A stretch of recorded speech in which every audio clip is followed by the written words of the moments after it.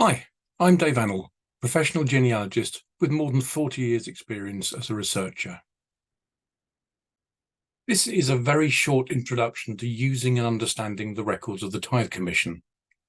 The Commission produced a vast amount of paperwork, but I want to focus on just two types of documents. The apportionments, which include the data, the names of the owners and occupiers, a description, often the name of the property itself, an indication of what the property was used for, and details of its area in the wonderful Old English measurements of acres, rods and perches, and plot references which link to the maps. And of course, I want to look at the maps themselves.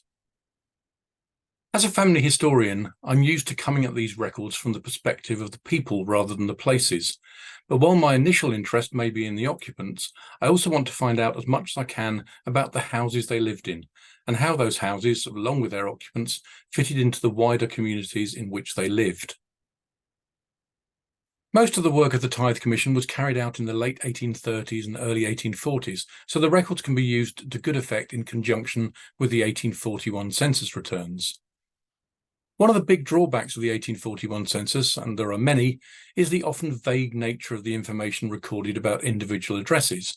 You'll see here that the relevant column is headed simply place, leaving it up to the census officials to decide for themselves how precise to be.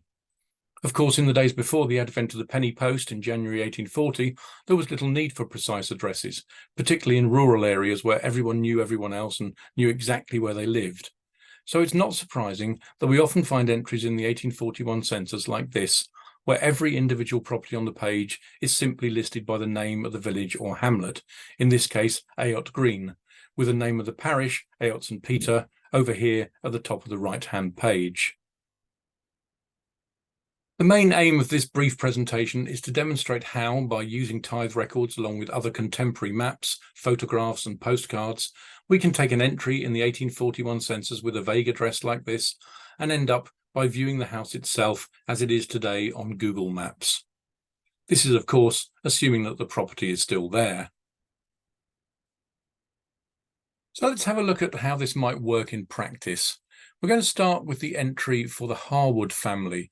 This is them here. You can see William, age 30, Harriet, age 25, along with their two children, and they're living at an unspecified address in Ayot Green, which is in the parish of Ayot St Peter, near Welwyn in Hertfordshire. Tithe records are held by the National Archives, but we can access them on a website called The Genealogist. And this is the page where we can search for individuals. I've already entered all the details. I'm looking for William Harwood. I've selected the county of Hertfordshire and the parish of Ayot St Peter. If we run that search, we can see that it brings up two results. If we click on the first one to view the apportionment, we can see him listed here near the top of the page, William Harwood Senior, the plot number 109, occupying a cottage and garden area of 12 perches. However, this probably isn't our man, who you remember was only about 30 in 1841, and therefore unlikely to be described as senior. So we'll look at the other entry, which actually turns out to be further down the same page. There he is, William Harwood Jr., surely a stronger candidate to be our William. Again, he's an occupier of a cottage and garden, and the apportionment tells us that the area of this property was 7 perches. But how can we tell whether this is our man from the census or not? Well, the first thing to do is to look at the names of the occupiers of the neighbouring properties. Here, the property numbers are all bunched together, and we can instantly see that Joseph Clark and Charles Stiles are the occupiers of properties 145 and 147 respectively. And if we have a look back at the census page, we can see our William Harwood up here, and just a few doors down the page, we can see Charles Stiles and Joseph Clark. So we can now proceed confidently with the assumption that our William is the man who was occupying plot number 146, and we can look at the property on the map. So it's the second William Harwood that we're interested in. We'll click on the map here, and we can see straight away it's very promising because it's dropped us right on Ayot Green, further evidence that we do have the right person. Unfortunately, this particular map is not the best in terms of quality, but we can see enough to work out that William was the occupant of this left hand of two properties. Let's just get rid of the label there. It's the left hand of these two semi-detached properties. Having located our property, then we can go on to look at some other sources. I've got here a late 19th century Ordnance Survey map, 25-inch, from the wonderful National Library of Scotland website. And we can see right down the bottom of the map here, bottom left corner, we can see Ayotte Green. And there we can see much clearer the two properties next to each other, with the building just to the north set back from the green a little bit. Now that we know precisely where our property was, we can begin to explore other sources. And the perfect companion for historical mapping is historical photography.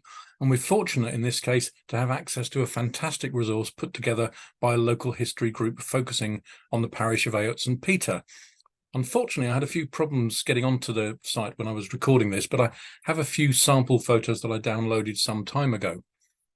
Here we can see our cottage on the left with its semi-detached partner, and the other apparently much older pair of cottages to the right, set back from the green, and then the long row of cottages running down the hill. This image dates from around 1905. There are several other views of the green, some of which we get a glimpse of our cottage, but I want to show you this later shot here, which shows that the two old cottages to the north of ours have been pulled down and replaced by a mock Tudor structure, apparently known as Haven House. Our cottage is still there on the left. All that remains now, assuming that you can't head off in a car yourself, is to head over to Google Maps and see what you can find there. I've navigated my way to Ayotte Green, and I'm going to just drive along this road, and there in front of us are the pair of cottages with the mock Tudor building to the right. So this building on the left here is the building in which William Harwood and family were living at the time of the 1841 census. Of course, this process isn't always going to work. All too often, the buildings that our Victorian ancestors lived in have been pulled down, particularly those in inner cities. But I've had a huge amount of success over the years with this process, and when it does work, the ability to go from vague addresses on the 1841 census to viewing actual buildings in the flesh, as it were, can provide a wonderful connection with our ancestors and their distant lives.